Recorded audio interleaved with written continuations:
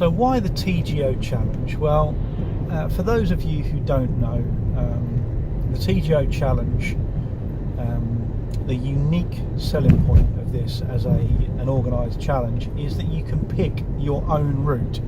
So many of these challenges follow a fixed trail and have a fixed kind of time limit. This one, although it has a time limit of 2 weeks, it's kind of a flexible time limit. You can finish in a week or more if you pick the right route.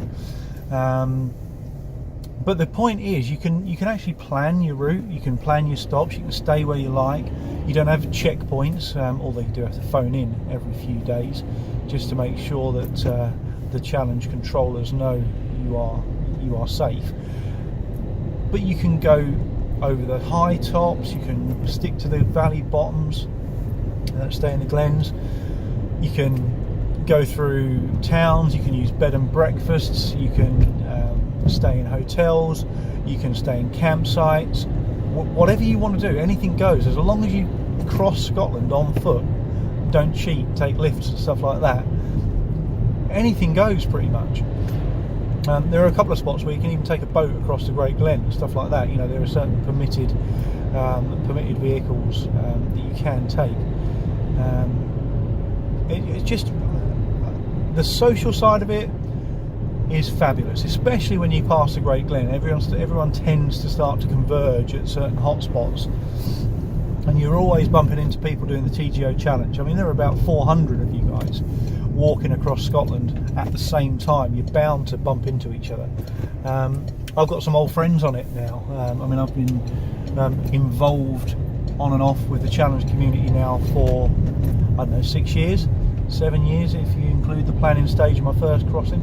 I've only done 2 crossings, but I've met people who I know that I can count as friends, true friends actually, which is really great.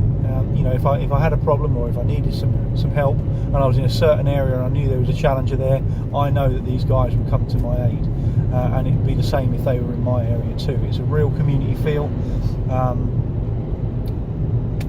I think if you haven't tried it,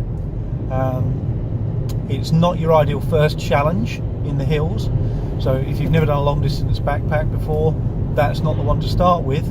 But once you've got a few under your belt and you get confident with walking over rough ground away from paths for a couple of nights or more, yeah, I'd say it's a pretty good challenge to get involved in.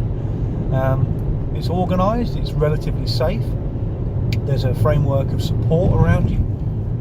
I say go for it. If you've got a few backpacks under your belt, yeah, do it. I'm all for it. If you want some more information, contact me. I'm quite happy to answer your questions. If I don't know the answer, then I'll point you in the direction of the challenge message board. Absolutely brilliant resource for first timers, people trying routes where it goes through land that they've not seen before. Yeah, get on it, get involved, have a look at the TGO challenge. Bye.